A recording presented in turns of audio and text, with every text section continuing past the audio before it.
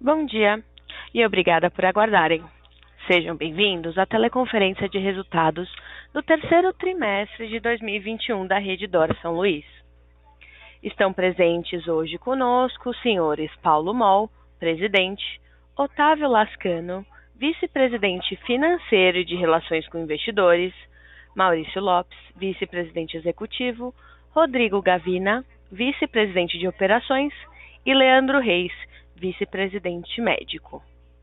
Informamos que o evento está sendo gravado e ficará disponível no site de RI da companhia. Após a apresentação inicial, iniciaremos a sessão de perguntas e respostas, quando mais instruções serão fornecidas.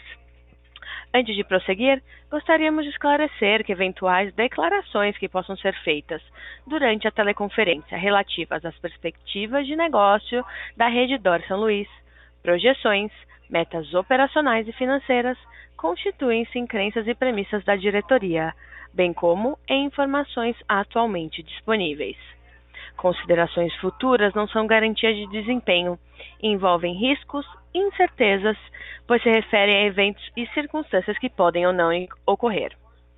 Investidores devem compreender que condições econômicas gerais, condições da indústria e outros fatores operacionais podem afetar o desempenho futuro da companhia e podem a conduzir a resultados que diferem materialmente de tais considerações futuras.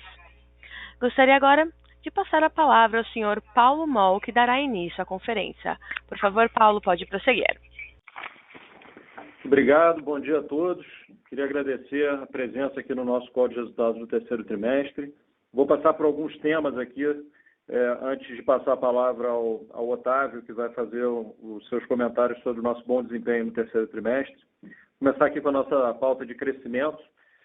Nos primeiros 9 meses de 2021, nós desembolsamos 4,8 bilhões de reais em investimentos, cifra recorde para a Rede D'Or. Foram 3,4 bilhões em aquisições e 1,4 bilhões em projetos orgânicos. Apenas no terceiro trimestre, nós investimos 1,7 bilhões de reais, desses 1,1 bilhões em aquisições. A companhia possui hoje 43 projetos em desenvolvimento, entre novos hospitais e expansões de hospitais já em operação. Eu queria destacar aqui 2 projetos que estão próximos da conclusão. Um deles, a Maternidade São Luís Star, em São Paulo. A obra já está em fase final. Ele vai ocupar uma área de 33 mil metros quadrados, com 22 andares e 4 subsolos. E a gente vai conseguir colocar em operação 170 leitos nesse projeto. Esse projeto ele também lidera o prédio da atual maternidade, que fica ao lado do São Luís Itaim e do Vila Nova Star. Então, a gente vai liberar esse espaço para o crescimento daquele complexo. Naquele complexo, a gente ainda vai ter mais uma torre adicional que já está em construção e com previsão de entrega para o final de 2022. Obviamente, aí uma área bastante importante na cidade de São Paulo. Voltando à maternidade Star, ela segue o padrão das outras unidades Star e vai contar com o estado da arte em tecnologia médica, uma estrutura única no Brasil, com tecnologia, conforto e funcionalidade, buscando que a gente possa oferecer o melhor atendimento aos nossos pacientes. Um outro projeto que eu queria destacar é a expansão do Hospital Sino Brasileiro. Ele foi adquirido em 2015 e com a nova torre ele vai passar a se chamar São Luís Osasco. A área de expansão tem também 22 mil metros quadrados. Nós vamos adicionar 90 leitos, levando o hospital para 296 leitos totais. Além dos leitos, também a gente vai conseguir ampliar bastante a área de atendimento de emergência, área de diagnóstico, vamos colocar uma nova hemodinâmica. Destacar também que um projeto que possui sistemas inteligentes para o uso eficiente de recursos hídricos e energéticos. Indo para a nossa pauta aqui de M&A, né, que é uma parte importante do nosso crescimento, desde outubro de 2020, nós já adquirimos 16 hospitais com 2.183 leitos. No terceiro trimestre, a gente concluiu 3 aquisições que já tinham sido anunciadas. Na Paraíba, o Hospital Nossa Senhora das Neves e o Hospital Clean. O Hospital Proncor, no Mato Grosso do Sul, na cidade de Campo Grande. E o Santa Emília, na Bahia, na cidade de Feira de Santana. Nos últimos 2 meses, nós anunciamos 4 novas aquisições, essas ainda aguardando as aprovações pré-closing. Foram o Novo Atibaia, na cidade de Atibaia, estado de São Paulo. O Hospital Aeroporto, na cidade de Lauro de Freitas, na Bahia. O Hospital Santa Isabel, na capital de São Paulo. E ontem anunciamos o Arthur Ramos, no Hospital Líder, no estado do Alagoas, na cidade de Maceió. Fechamos o trimestre com 63 hospitais e 10.098 leitos totais, e somando os 4 que aguardam fechamento, chegamos a 67 unidades, num total de 10.650 leitos totais. Avançando aqui para o tema ESG, destacar que nós não consideramos ESG uma agenda pontual, mas há uma necessidade aqui na Redditor, dado o nosso plano estratégico de longo prazo, calcado em sustentabilidade do setor e do país. No lado social, a gente tem bastante orgulho de tudo que a gente fez e continua fazendo durante o combate à Covid. A gente deu atendimento de alto nível a centenas de milhares de pacientes, apoiamos a abertura de mais de 1.300 leitos no SUS, como eu já disse aqui no nosso último call, com mais de 300 milhões de reais em doações diretamente pela nossa companhia. Nosso alto investimento em pesquisa científica também proporcionou avanços importantes no Instituto DOR, nosso Instituto de Pesquisa, com inúmeras publicações internacionais e testes em vacinas tão importantes para o nosso país e para a sociedade. Do lado social, destaco ainda nosso esforço para dar suporte psicológico, estrutura e insumos adequados aos nossos milhares de funcionários, nas muitas batalhas travadas nessa pandemia. Na confiança em dias melhores para a sociedade, vamos continuar contribuindo para a retomada da economia e do emprego. Estimamos a abertura de mais de 50 mil postos de trabalho definitivos ao finalizarmos os nossos projetos orgânicos. E um número muito similar durante as obras também vai ser criado de empregos dentro da construção civil e todas as áreas aí de apoio para a construção desses hospitais. No lado ambiental, continuamos nossa transição para energias limpas, com substanciais ganhos de eficiência. Já temos 29 hospitais no mercado livre de energia e estamos migrando outros no ano que vem. Estamos também inventariando emissões de gases de efeito estufa em 48 unidades hospitalares e estamos disponibilizando essas informações ao público. Desde o início do ano, somos signatários do Pacto Global da ONU e passamos a contribuir para o alcance dos Objetivos de Desenvolvimento Sustentável dessa instituição. Recentemente, nos comprometemos com o Race to Zero, uma campanha que visa zerar as emissões líquidas de gases de estufa até 2050. Outras das nossas iniciativas podem ser encontradas no nosso relatório anual de sustentabilidade, que está no nosso site. Indo aqui para a pauta operacional, nós tivemos aí uma redução substancial no número de pacientes COVID nas nossas unidades no terceiro trimestre. Do pico que a gente atendeu em março, a gente já teve uma redução de 85% no número de pacientes internados. É o menor nível desde o início da pandemia, mas, obviamente, nós vamos continuar aqui alertas e preparados para atender as demandas dos pacientes, sejam eles COVID ou de outras patologias. A queda dos casos de COVID ela foi acompanhada com o crescimento das cirurgias, que atingiu um nível recorde. Destacar que aqui na Redditor a gente conseguiu fazer essa transição de forma muito diferenciada, muito rapidamente. A gente atingiu 105 mil cirurgias no terceiro trimestre, contra 78 mil no segundo trimestre, e comparando com o mesmo trimestre de 2020, tinham sido 70 mil, então um crescimento bem expressivo. Conseguimos manter, apesar da queda de Covid, uma taxa de ocupação em 78,4%, em linha com o nosso histórico, mostrando, como eu falei, uma transição bem eficiente. Na parte de infusões oncológicas, nós crescemos 14% sobre o terceiro trimestre de 2020, destacando esse segmento que é bastante importante aqui para a Redditor. A gente vai continuar investindo e oferecendo os melhores tratamentos aqui para os nossos pacientes. Nos canais digitais, eu queria destacar a evolução que a gente tem nessa iniciativa, como forma de atrair novos pacientes e fidelizar. A gente já concentra 1/3 dos agendamentos totais de consultas e exames da Redditor através dos canais digitais. O portal de internet já registrou 20 milhões de acessos nos primeiros 9 meses de 2021. Isso compara com 9 milhões de acessos em 2020. A gente lançou com sucesso também um agendamento pelo WhatsApp, chatbot, ajudando bastante aí na conveniência para os clientes e com bastante adesão deles também. Na parte das acreditações dos hospitais, destacar que a gente continua evoluindo. É uma pauta muito importante para a gente, como forma da gente garantir segurança nos nossos hospitais, evolução na nossa qualidade assistencial e os melhores desfechos clínicos. No Bangu, Hospital Bangu e no Real D'Or, nós fizemos a acreditação no terceiro trimestre pela ONA e fizemos também acreditação internacional pela Joint Commission no DF Star e no São Luís Anália Franco. Parabenizar aqui as diretorias desses hospitais e as equipes pelo trabalho. Destacar também os nossos indicadores de qualidade percebida. O índice de satisfação geral na rede ficou no terceiro trimestre em 8,6, na marca estar em 9,4.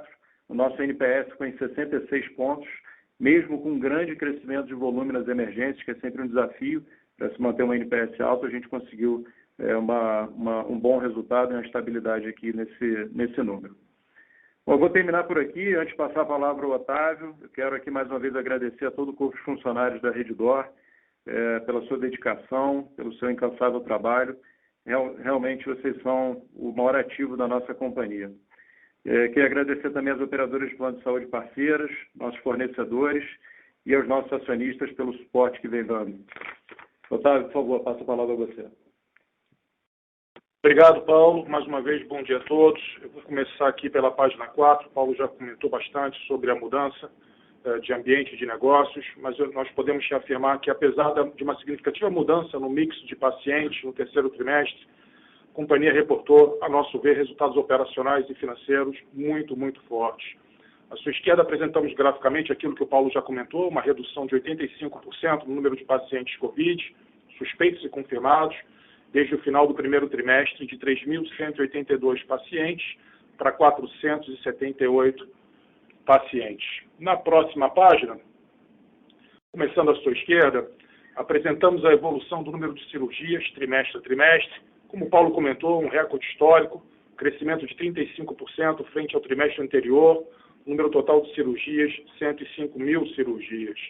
Importante destacar que o número de cirurgias de maior complexidade, porte 11 a 14, também foi um recorde histórico da companhia. Dentro desse conceito de cirurgias de maior complexidade, o número de cirurgias oncológicas, cardiológicas, o número de transplantes, o número de cirurgias robóticas, cada uma dessas categorias teve um novo recorde histórico estabelecido pela companhia. Para passar a informação completa e correta, como sempre, à sua direita apresentamos a evolução de cirurgias no conceito de Same Hospital Sales, um crescimento de 25% frente ao trimestre anterior. Antes de passar à próxima página, a forte dinâmica operacional da companhia se manifestou também em nossas emergências. No terceiro trimestre, nós tivemos um número recorde de atendimentos em nossas emergências, mais de 1 milhão de atendimentos no terceiro trimestre. Na próxima página, então, página 6, começando, como sempre, à sua esquerda, apresentamos o volume de pacientes dia e taxa de ocupação. O número de pacientes dia de 625 mil está praticamente estável frente ao trimestre anterior e aproximadamente 32% acima do mesmo período do ano passado. A taxa de ocupação média para 63 hospitais de 78,4% está em linha com a marca histórica da companhia. Diante da forte redução de pacientes com Covid, nós deliberadamente decidimos aliviar as operações e convertemos de volta áreas comuns, centros cirúrgicos de hospitais que tinham sido transformados temporariamente em leitos Covid. A exemplo do que nós fizemos nos hospitais São Rafael, São Lucas, Hospital Brasil e Hospital Aliança. Na medida que tem uma mudança de mix significativo de pacientes dentro de nossas unidades, nós convertemos terapias intensivas em apartamentos, processo que está em andamento. Por fim, vale lembrar que, historicamente, a taxa de ocupação do terceiro trimestre sempre é ligeiramente inferior que aquela reportada para o segundo trimestre. À sua direita, apresentamos o número de procedimentos, oncologia ambulatorial, 54,8 mil procedimentos, um crescimento de 14,4% frente ao mesmo período do ano anterior, é uma outra marca histórica para a companhia. Passando para a próxima página, como sempre, começando à sua esquerda, e como o Paulo bem destacou, nós reportamos um número de leitos operacionais no final do terceiro trimestre de 8.761 leitos, em linha com o número reportado para o trimestre anterior. À sua direita, reportamos mais de 10 mil leitos totais, com destaque para mais de 2 mil leitos adicionados através de 16 aquisições anunciadas desde o primeiro filing para o IPO da companhia em outubro do ano passado. É justo afirmar que a empresa cresce mais rápido do que nós imaginávamos, lá por ocasião do roadshow do IPO, eu digo na mesma base de ativos, É justo afirmar que a empresa vem executando um número de aquisições bem maior do que aquilo que nós imaginávamos, sempre com muita disciplina de capital e muito pragmatismo para realizar boas transações para a companhia e para os seus acionistas. Também é justo afirmar que a empresa vem executando os projetos de crescimento orgânico em linha com os cronogramas físico, financeiro e orçamentos, salvo por mínimos desvios. Estou na página 8, mais uma vez começando com o gráfico à sua esquerda, a empresa reportou uma receita bruta recorde de 5 bilhões 912 milhões de reais no terceiro trimestre, 0,7% acima do trimestre anterior e 38,9% acima do valor reportado para o mesmo período no exercício anterior. A empresa também reportou receita bruta de 17 bilhões e 88 milhões de reais acumulados em 9 meses, um crescimento de 54% frente ao mesmo período em 2020. Obviamente, aqui a base de comparação está prejudicada pelo advento da pandemia, que se manifestou mais intensamente ali no início, no segundo trimestre do ano passado. À sua direita, a empresa reportou receita bruta recorde de 473,2 milhões de reais no terceiro trimestre para o negócio Oncologia Ambulatorial e Infusões, valor 6,1% e 28,9% superior àqueles reportados para o trimestre anterior e o mesmo período do ano passado, respectivamente. Estou na página 9, o gráfico à sua esquerda. A empresa reportou custos dos serviços prestados de 4 bilhões e 57 milhões no terceiro trimestre, é um aumento de 2,8% frente ao trimestre anterior e 39,6% frente ao mesmo período do ano anterior. As despesas relacionadas com pandemia apresentaram uma redução de 18,2% frente ao trimestre anterior. Na comparação frente ao trimestre anterior, as maiores ofensores foram serviços de terceiros, aumento de 70 milhões de reais, pessoal, aumento de 29 milhões de reais, materiais e medicamentos, um aumento de 19,7 milhões de reais, na medida que ocorreu a mudança de mix de pacientes nos hospitais e na medida que nós adicionamos outros hospitais para o nosso portfólio. Para os 9 meses, a empresa reportou custos de serviços prestados de 11,5 bilhões de reais, é um aumento de 38,3% em relação ao ano anterior, devido ao maior volume de pacientes dia, por óbvio, maior volume de procedimentos cirúrgicos, adição de aproximadamente 1.800 leitos operacionais e a expansão do negócio de oncologia. Estou passando, para o gráfico à sua direita. A companhia reportou despesas gerais administrativas de 229 milhões de reais no terceiro trimestre, uma redução de 23,7 milhões, ou 9,4%, frente ao segundo trimestre, devido principalmente à redução com pessoal, despesas com pessoal de 25 milhões de reais. Vocês devem se lembrar, no segundo trimestre, independente do atingimento de metas de 2020, a empresa decidiu pagar PLR para todo o pessoal assistencial em reconhecimento à enorme dedicação e esforço de todos para a companhia ao longo da pandemia. Obviamente, esse evento não se repetiu no terceiro trimestre. Nos 9 meses, as despesas gerais administrativas alcançaram 699 milhões de reais, um aumento de 15,8% frente ao mesmo período do ano anterior, devido a dissídio, serviços com TI como computação na nuvem, data center, sistemas, o próprio evento associado, que eu comentei há pouco, PLR 2020 pago no segundo trimestre, e o próprio crescimento da base de ativos. Bom, estou me movendo então para a página número 10. Como sempre, à sua esquerda, a empresa reportou um EBITDA recorde de 1 bilhão 256 milhões de reais no terceiro trimestre, ligeiramente acima e 26,6% superior ao trimestre anterior e o mesmo período em 2020, respectivamente. A margem EBITDA de 23,7% está em linha com os trimestres anteriores. O EBITDA acumulado em 9 meses, de 3 bilhões 635 milhões de reais, apresenta crescimento de 148%, mais uma vez a base de comparação obviamente está prejudicada. À sua direita apresentamos EBITDA ajustado, margem ajustada, para eventos não recorrentes, todos ou substancialmente todos relacionados à pandemia, com destaque para o valor acumulado em 9 meses de 4.410 bilhões de reais. Na próxima página, reportamos lucro líquido, 378,1 milhões de reais e 1.258 milhões de reais no terceiro trimestre e nos 9 meses, respectivamente.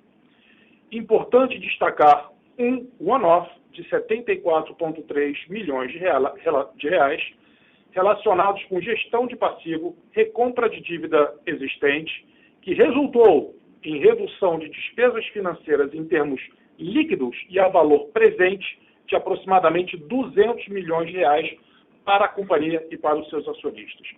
Tal transação não teve impacto em saldo de caixa ou prazo médio de endividamento, uma vez que foi executada com o uso de novas linhas de crédito de prazo semelhante e, por óbvio, custo inferior ao até então existente. Estou me movendo, então, para a página fluxo de caixa operacional, gerencial, me perdoe. Começando com um gráfico à sua esquerda, mais uma vez, reconciliando aqui o EBITDA contábil com o fluxo de caixa operacional. Partimos, então, de um EBITDA de 3,6 bilhões de reais, delta capital de giro de 1,5 bi, na medida que a empresa cresce fortemente, por motivos óbvios, enfim, adição de capital de giro adicional ao negócio. Na sequência, 128 milhões de reais de outros itens de balanço, basicamente aqui 50 milhões de reais de despesas judiciais e adiantamentos da ordem também de 50 a 60 milhões de reais. Na sequência, 422 milhões de reais de pagamento de aluguéis, arrendamentos. Na sequência, 300 milhões de reais de impostos pagos pela companhia. Importante destacar que a alíquota efetiva da companhia permanece em 27%. Resultando, então, no fluxo de caixa operacional acumulado em 9 meses de 1.284 milhões de reais.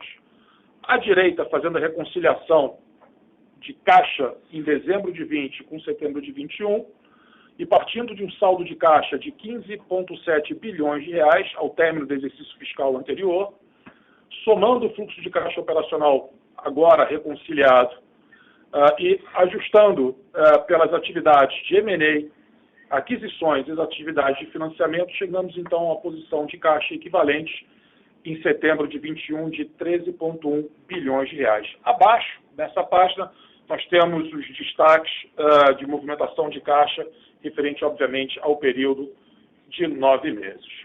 Estou me encaminhando para a última página, endividamento. Como vocês podem ver à esquerda, a empresa reportou em 30 de setembro uma dívida bruta de 24,7 bilhões de reais, um custo médio de dívida bruta de apenas CDI mais 1% ao ano, um prazo médio de endividamento de aproximadamente 6 anos. A empresa contratou linhas de crédito denominadas em moeda estrangeira, mas a empresa não tem tolerância para variação cambial e, quando o faz, contrata instrumentos derivativos porta a porta, faz o hedge de pagamento de juros e principal imediatamente. Nós também reportamos uma posição de caixa de 13,2 bilhões de reais, como afirmado há pouco, resultando numa dívida líquida de 11,5 bilhões de reais, um ratio de dívida líquida EBITDA de 2,5 vezes após o pagamento de dividendos no terceiro trimestre. Essa empresa não tem covenants financeiros. Ao centro, importante destacar que nós temos aproximadamente 20% da dívida bruta da companhia swapada de CDI para taxa pré-fixada. Como nós carregamos muito caixa, e o caixa também ele é, de uma maneira ou de outra, indexado ao CDI, nós temos 40% da dívida líquida desta empresa swapada para taxas pré-fixadas, vencimentos entre 2026 e 2029, a taxas pré-fixadas entre 6,5% e 7,5%. Isso está em destaque na nota explicativa número 27 das nossas DFs, salvo engano meu. À sua direita, apresentamos mais uma vez o cronograma de amortização de dívida da companhia. Provavelmente o nosso saldo de caixa nos permitiria instantaneamente fazer frente a qualquer vencimento de principal até 2028, talvez 2029, inclusive, empresa muito blindada em termos financeiros até para os cenários mais difíceis.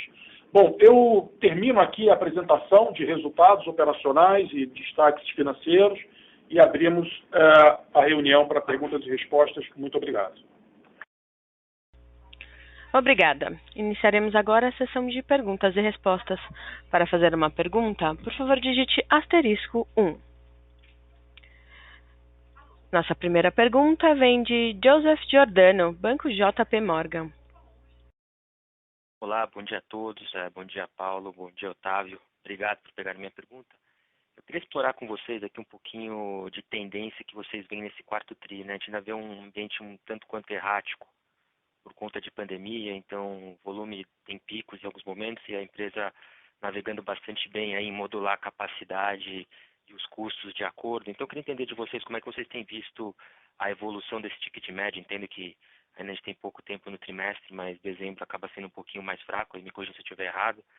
Então eu queria entender como é que vocês estão vendo o ticket e a tendência de ocupação das unidades, né? E uma segunda pergunta, eu queria explorar com vocês um pouquinho mais como é que a gente deveria quebrar esses ajustes que vocês fazem de custos relacionados à Covid, né? Principalmente com mudança de fluxos, decomissionamento de leitos e até eventuais reduções de headcount. Obrigado.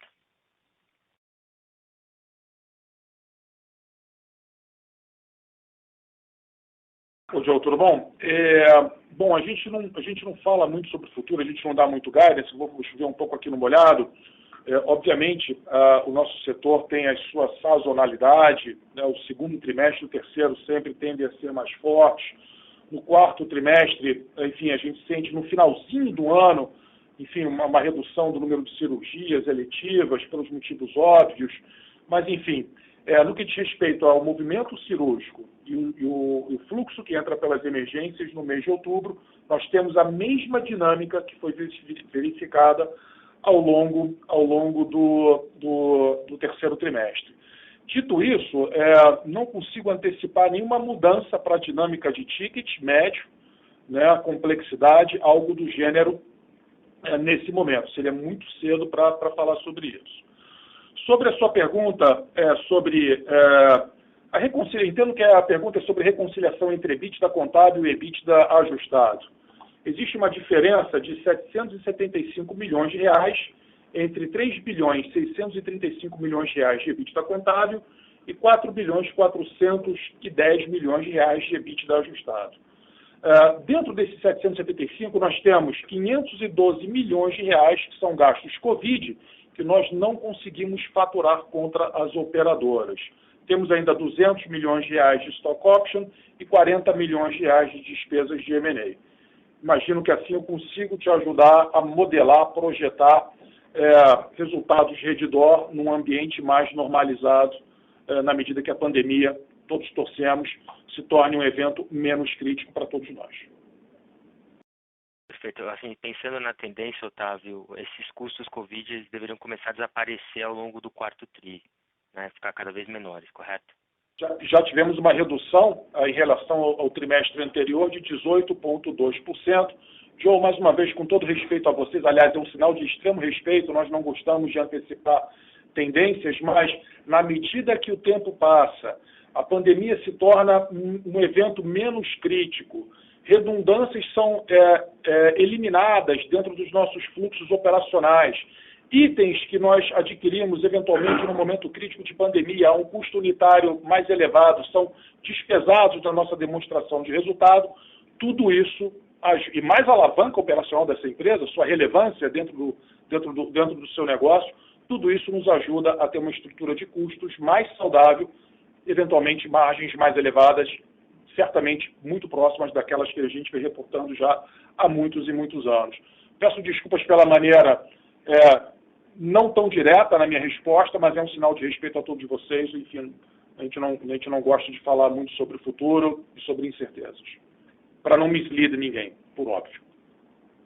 Perfeito. Obrigado, Otávio. Próxima pergunta é de Fred Mendes, Bank of America. Bom dia a todos, obrigado pelo call também. Acho que 2 pontos, voltando nessa parte do ticket, obviamente falar de estrutura vocês já responderam, mas nesse TRI, para entender, né, aumento de 6%, tem que no primeiro semestre tinha sido 20%, então acho que nesse TRI também você teve aí um pouco mais de impacto de M&A, né, e o Biocor ali pegou o impacto, pegou o full, então imagino que esses M&As eles entram com um ticket mais baixo. Mas eu queria entender se esse aumento aí mais baixo, do terceiro TRI vis-à-vis do primeiro semestre, claro, uma base mais baixa no primeiro semestre, se isso é basicamente M&A, ou se teve alguma coisa aí, talvez um cenário um pouco mais desafiador, enfim, para essa redução aí no aumento do ticket médio, essa é a primeira.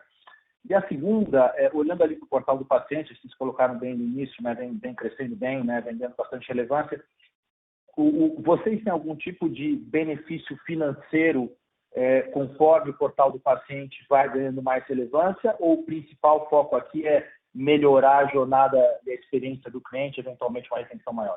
Obrigado.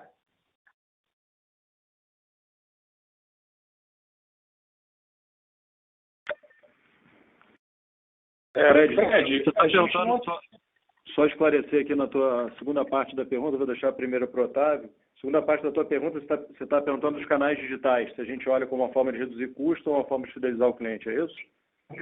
Perfeito, falou, perfeito. É isso? Não, a gente olha muito mais como uma forma de captação e fidelização dos clientes. Se a gente olhar o nosso call, apesar do custo ser mais baixo, você tem razão que tem um benefício também de redução de custo.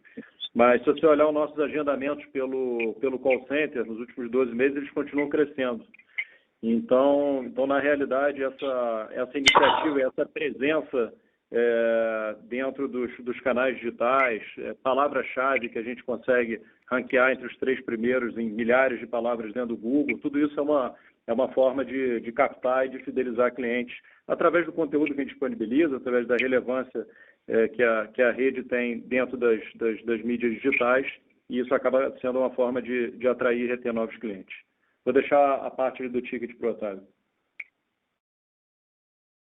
Fred, na medida que a gente tem uma mudança dramática do mix de pacientes dos hospitais, enfim, seja o número recorde de cirurgias, incluindo um número muito maior de cirurgias eletivas, um número maior de atendimentos que entram pela emergência, obviamente, os méritos e deméritos do KPI ticket médio, eles se apresentam de uma maneira mais intensa.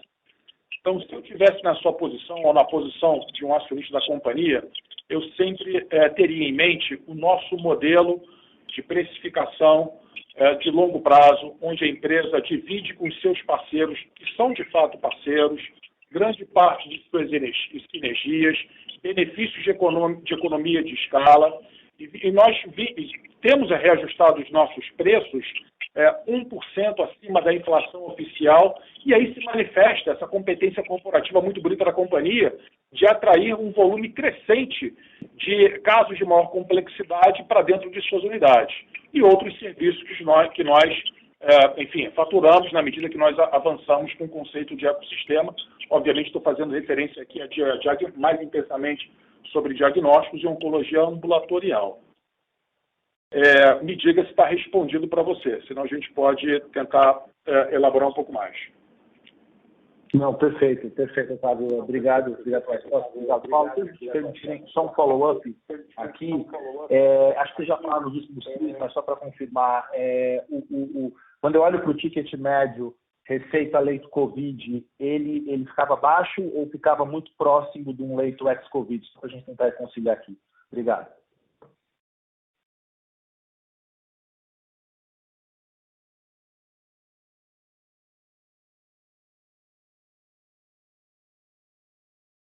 A comparação de ticket Covid com ticket não Covid depende muito da complexidade do paciente não Covid, né? Essa comparação não me parece a melhor possível, Fred.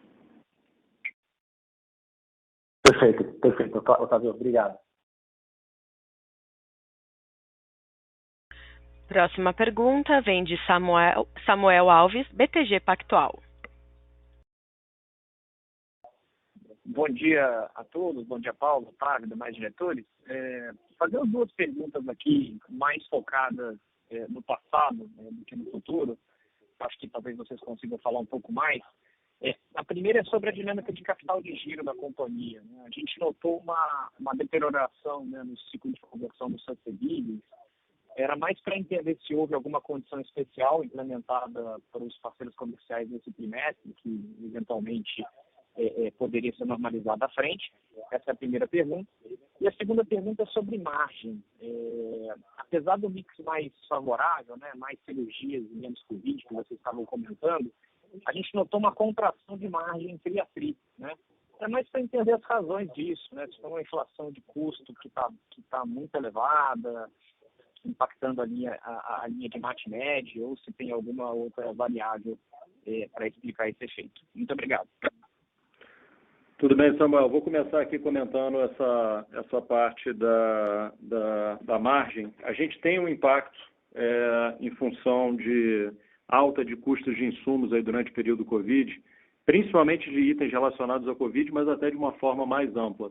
E a gente começa a ver uma normalização disso nos últimos meses, e a gente tem expectativa de trazer esses preços unitários aí para os nossos valores históricos. Então, foi um período onde era mais importante ter o material do que ter a melhor negociação, né? Manter as operações funcionando com segurança, e a gente teve um impacto desses custos em relação à receita, principalmente dos itens Covid, mas também de alguns outros, pelas cadeias aí de suprimentos terem ficado um pouco mais desorganizadas.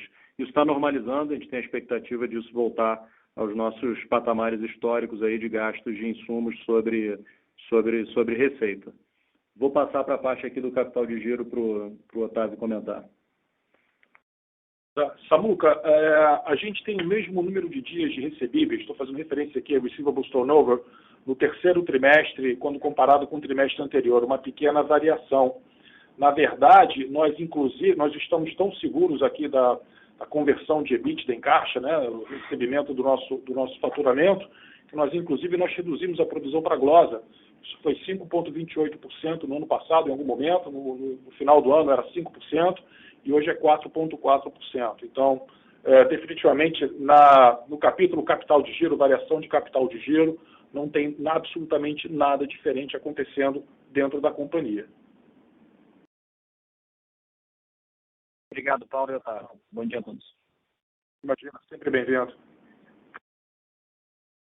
Próxima pergunta, Rafael Barros, XP. Bom dia a todos.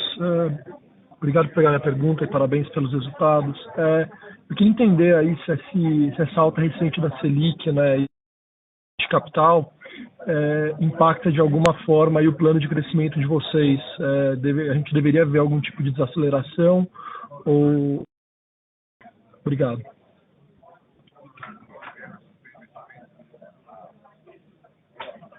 E tem a mudança do formato da curva de juros, né, em qualquer economia tem impacto sobre qualquer negócio.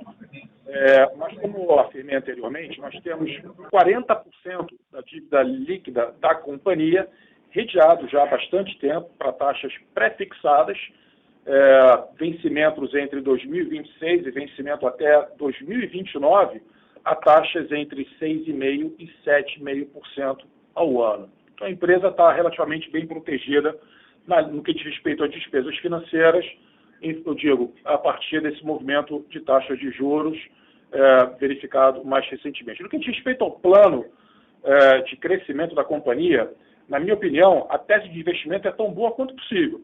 Tem ventos de cauda muito fortes presentes, todos vocês sabem disso, demográficos, mercado fragmentado, uma população crescente, o envelhecimento da população, um sem número de hospitais fechando, digo, ativos únicos, às vezes um ou dois ativos na mão do mesmo empreendedor, vivendo da mão para a boca, espremido pelas fontes pagadoras de um lado, pelos fornecedores do outro, e fechando suas unidades ao longo dos anos.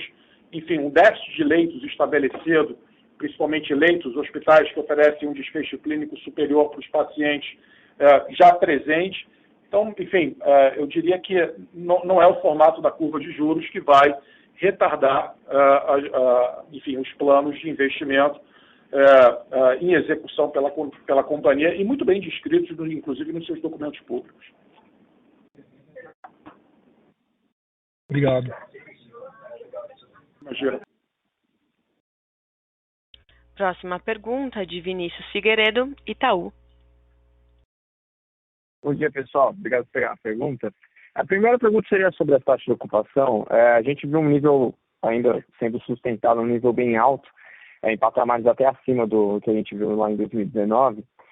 Seria possível a gente quebrar isso entre leito direcionado a atender paciente do Covid e as internações não relacionadas à pandemia? E aí uma segunda pergunta seria mais para a parte da oncologia. A gente viu um crescimento importante, sequencial, né? Você tem sentido que esse crescimento ele vem dessa demanda represada que a gente tinha lá dos pacientes não sendo diagnosticados durante o período da pandemia e agora voltando a serem diagnosticados? Vocês estão vendo assim, uma entrada importante de pacientes oncológicos que está levando esse crescimento ou é mais para um same patient growth? Obrigado. Tudo bem, Vinícius? Paulo aqui falando. Bom, começando na questão da ocupação, a gente tem rodado aí nos últimos meses com em torno de 200 pacientes, entre 200 e 300 pacientes Covid internados na rede toda. Isso compara com 3.000 pacientes que a gente teve ali no final de março, e uma média sustentada ali em torno de 2.000 pacientes ali ainda no mês de abril e maio, e depois uma redução até a gente chegar a esse patamar. Então, hoje, a participação de pacientes Covid realmente é bem pequena. Vou passar aqui para o Otávio para dar continuidade aqui na outra parte da pergunta. Obrigado, Paulo. Bom, taxa de ocupação, a gente está falando aqui de taxa de ocupação média de 78,4%, num portfólio de 63 hospitais. Dentro da janela temporal de uma semana, a gente tem flutuações significativas, isso é da natureza do nosso negócio.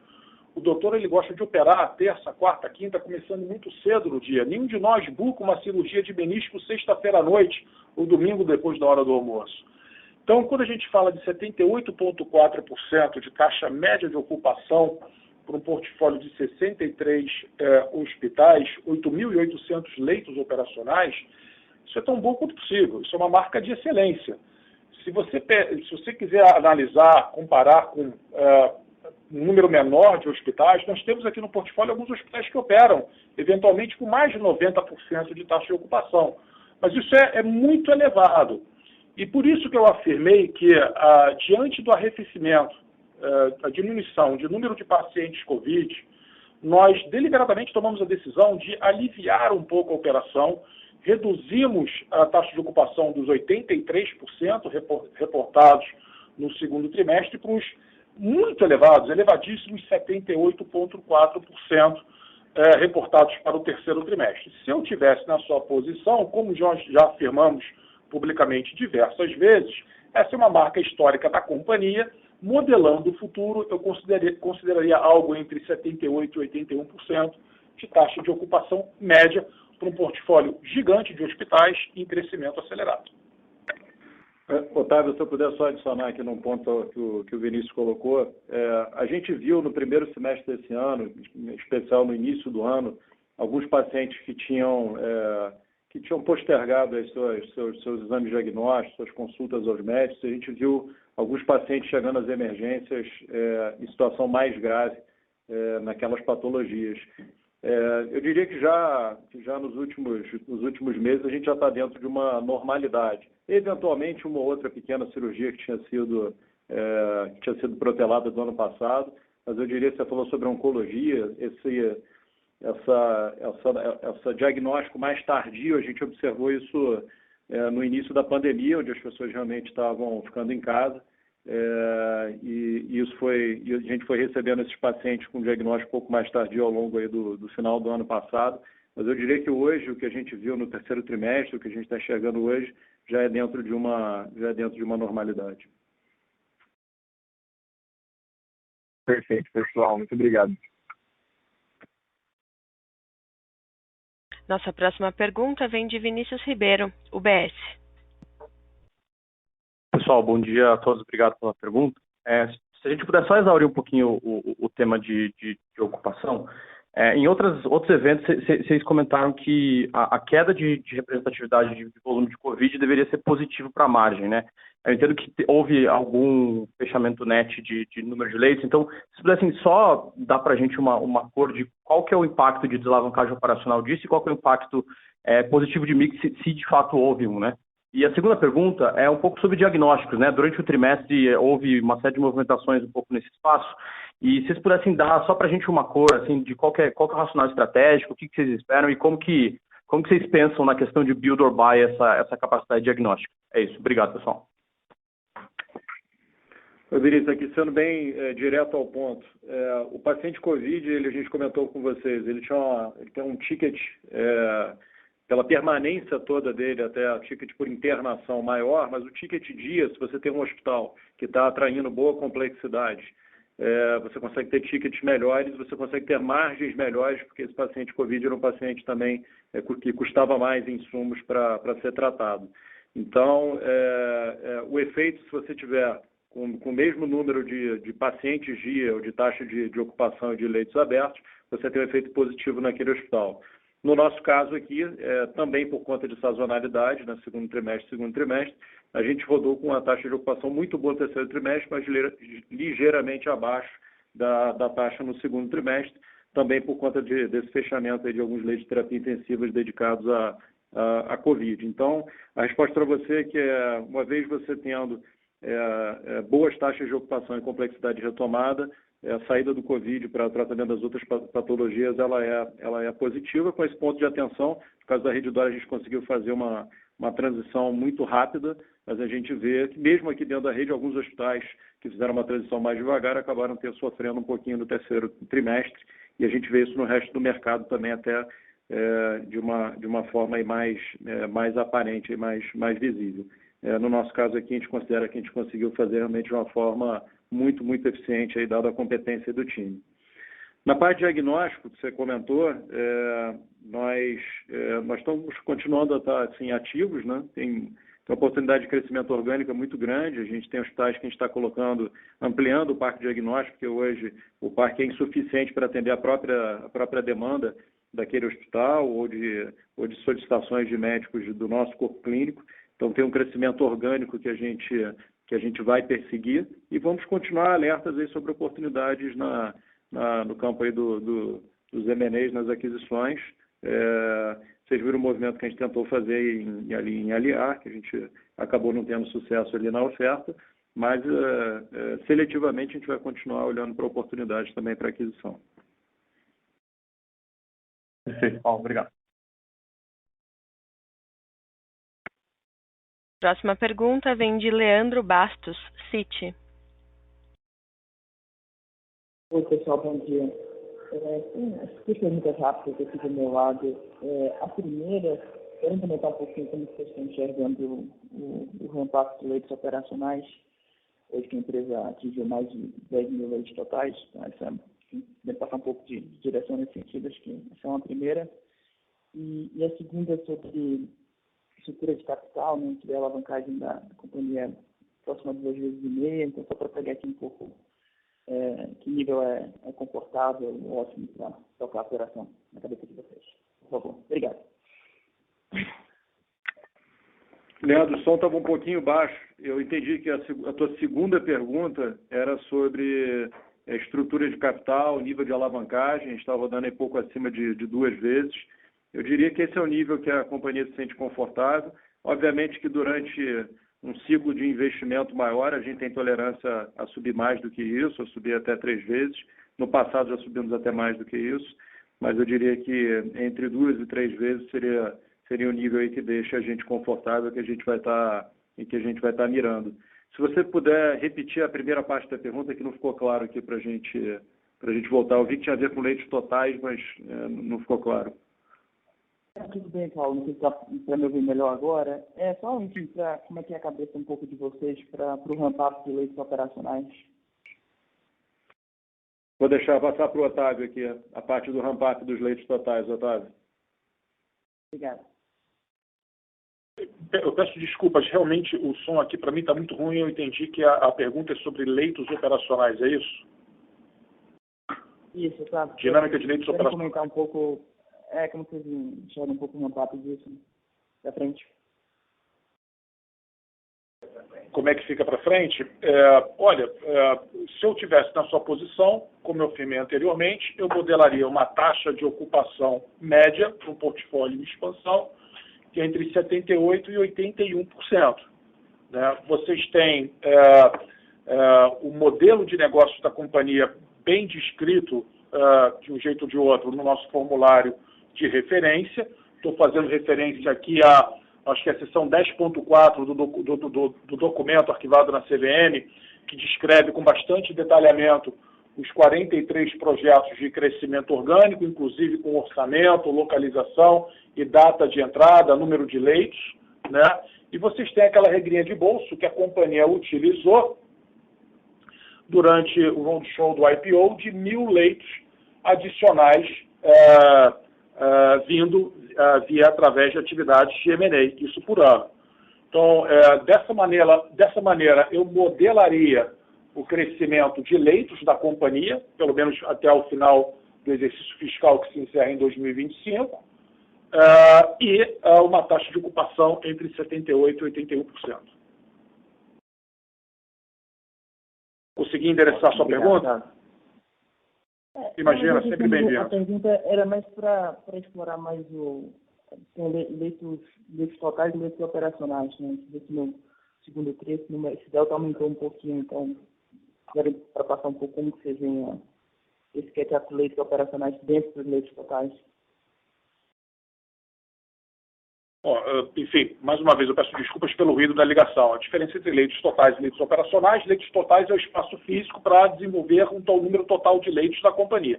Leitos operacionais são aqueles que já estão tripulados, que já têm equipamento, que podem ser utilizados para trazer para dentro de nossas unidades imediatamente, se quando necessário, pacientes. Né? A razão de ocupação de leitos totais, enfim, leitos operacionais dentro do universo de leitos totais, ele oscila entre 80% e 90%. Nós temos uma regrinha de bolso para ramp-up de projetos greenfields, independente do tamanho do hospital, nós abrimos 80 leitos por ano. Então, hipoteticamente, se é um greenfield de 240 leitos, 80 leitos sendo abertos por ano, o final do ramp-up se dando ao término do terceiro exercício fiscal. Perfeito, ótimo, Carlos. Obrigado, bom dia. Lembrando que para fazer uma pergunta, basta digitar *1. Nossa próxima pergunta vem de Maurício Cepeda, Credit Suisse. Oi, Paulo, Otávio, demais diretores, bom dia, obrigado pelo espaço. Eu vou voltar algumas perguntas aqui, insistir alguns temas. O primeiro é a questão do volume cirúrgico. Né? Em primeiro lugar, obrigado pelo disclosure, acho que é bem importante mostrar indicadores assim. Mas o Dr. Paulo falou que tinha pouca demanda reprimida, mas a gente vê um salto relativamente alto, né, pela estrutura que vocês têm no volume cirúrgico.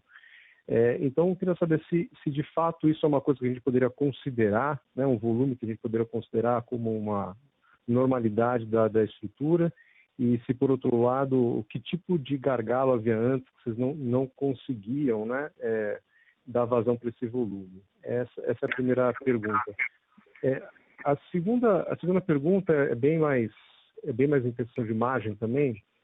A gente vê que vocês tiveram alguns ganhos de despesa, principalmente pessoal, versus o Q2, né? Versus a receita líquida, evidentemente, né?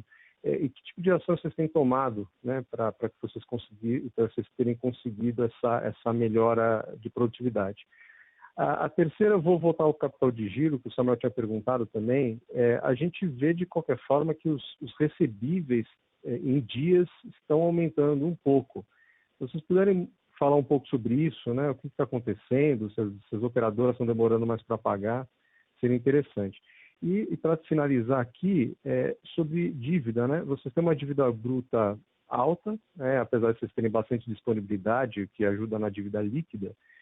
Mas agora os juros estão subindo, né? E vocês têm realmente muita disponibilidade. Vocês consideram reduzir essas disponibilidades e baixar essa dívida?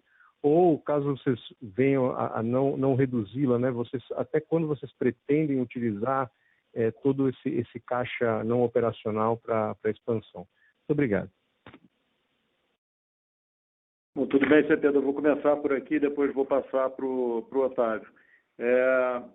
Quando você está atendendo um grande volume de pacientes COVID, obviamente a gente teve momentos até de adiar cirurgias eletivas, né? A gente tinha que, muitas vezes, dedicar um número maior de leitos, de pessoal, um hospital com um número de leitos ali finito, uma quantidade de pessoal para atender, principalmente cirurgias adiáveis. A gente teve muito disso no mês de março, abril, maio, a gente teve vários adiamentos e, apesar das taxas de ocupações terem ficado altas, você vê que isso tem um impacto no número de cirurgias. E, de fato, no terceiro trimestre, a gente libera, pela grande redução que a gente teve, né, de atendimento de pacientes COVID, se libera o hospital para fazer a parte cirúrgica, para fazer a parte dos outros procedimentos.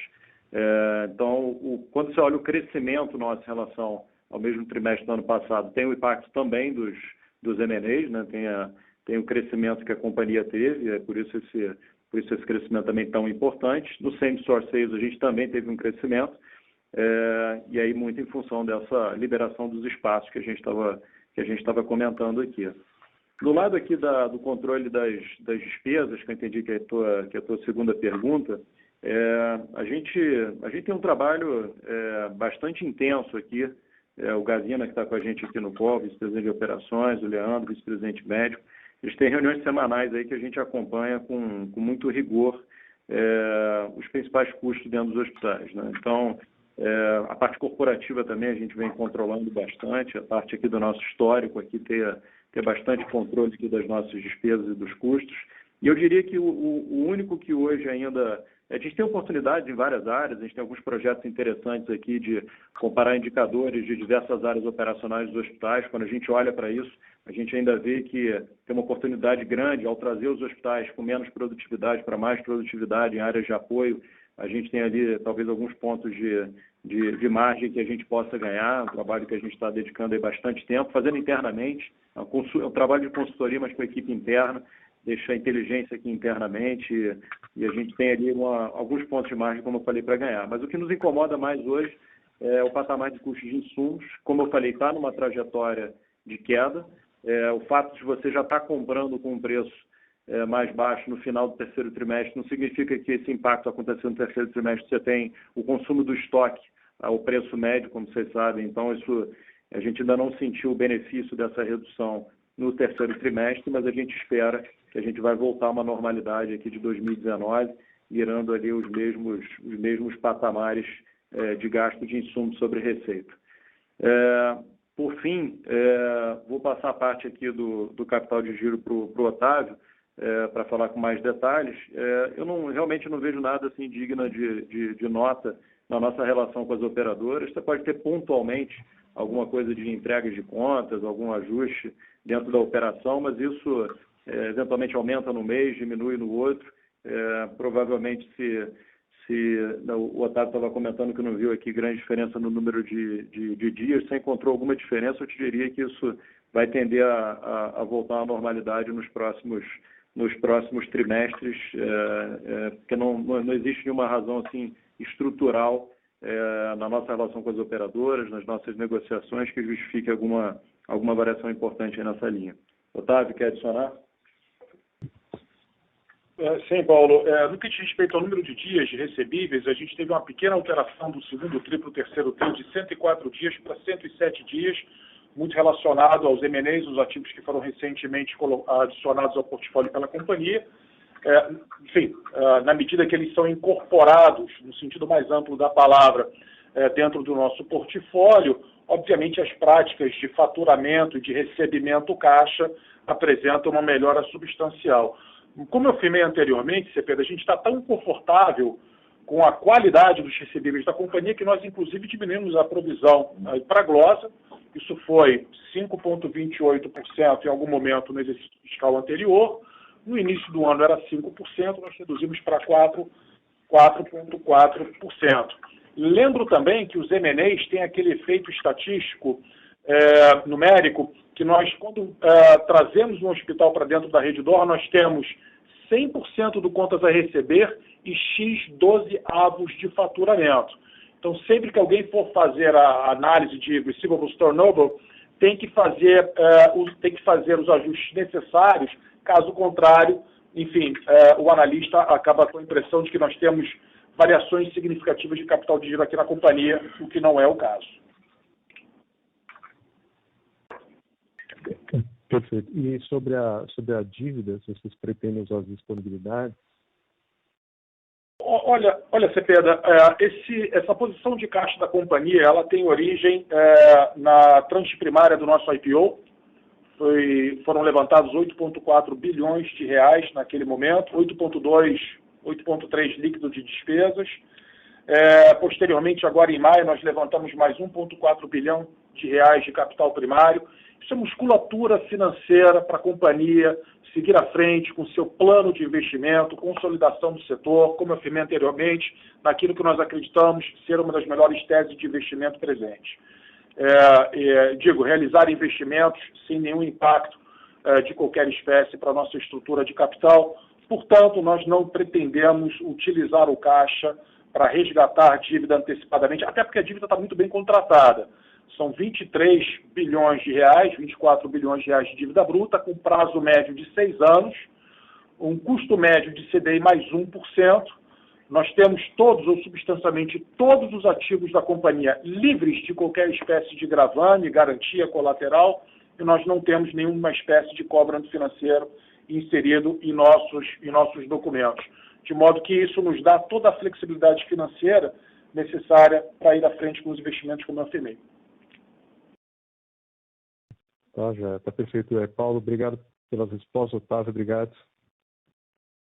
Imagina, Cepeda. Prazer. Próxima pergunta vem de Caio Moscardini, Santander. Oi, pessoal. Bom dia. Obrigado por pegar a pergunta. A gente tem visto vocês comprarem ativos até mais rápido do que o esperado, né? E os preços, apesar de um pouco mais alto do que a média histórica, continuam aí bastante acretivos. Queria entender como que os vendedores têm se comportado, né? Já que as taxas de desconto aumentaram, então, teoricamente, o preço desses ativos deveriam diminuir.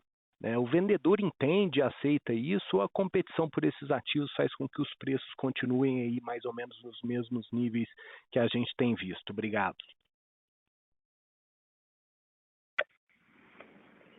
Meu Caio, obviamente quando você está discutindo a compra de um ativo, eu diria que cada situação tem suas características, né? Se você está discutindo com um grupo que tem uma sofisticação financeira maior, que tem um advisor que está trabalhando na transação, tem alguns argumentos técnicos aí, como você colocou, que tem mais peso. Outras vezes você está conversando com grupos médicos. Então, nessas situações, às vezes até a dinâmica futura, a necessidade de investimento, a vontade de ver aquele hospital ser levado a um outro patamar, isso às vezes tem muito mais peso quando a Redditor está conversando.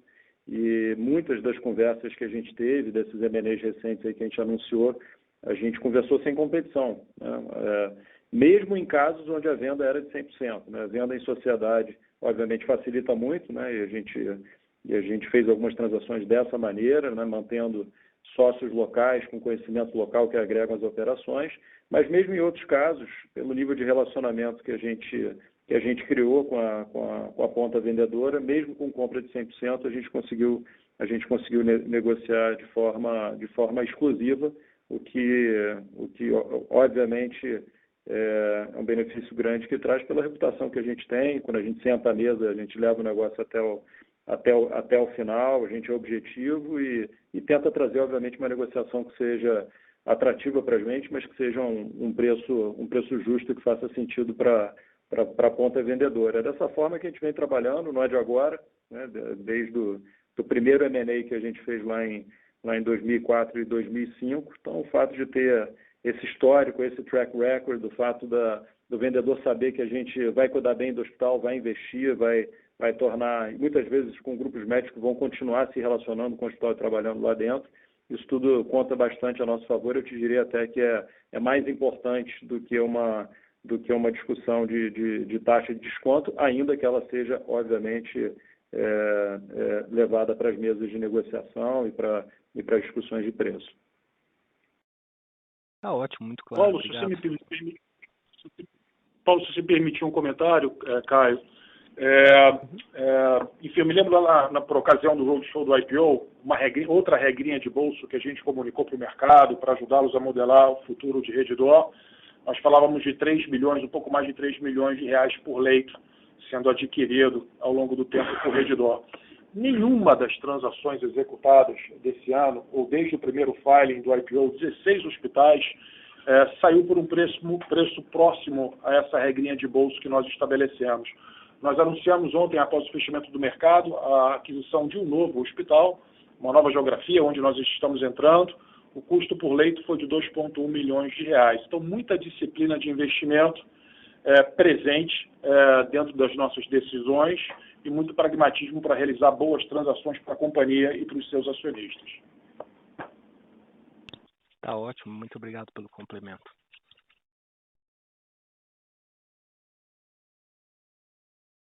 Não havendo mais perguntas, encerramos neste momento a sessão de perguntas e respostas.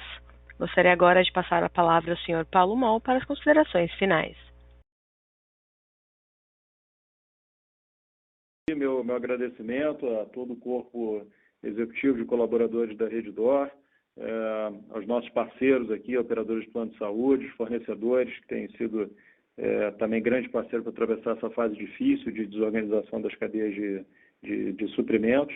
E um agradecimento especial aqui aos nossos acionistas que têm nos dado todo o suporte aqui nesse quase um ano aqui de experiência de companhia aberta. Esperamos estar em breve com todos vocês de novo. Obrigado a todos. A teleconferência da Redditor São Luís está encerrada. Agradecemos a participação de todos e tenham um bom dia.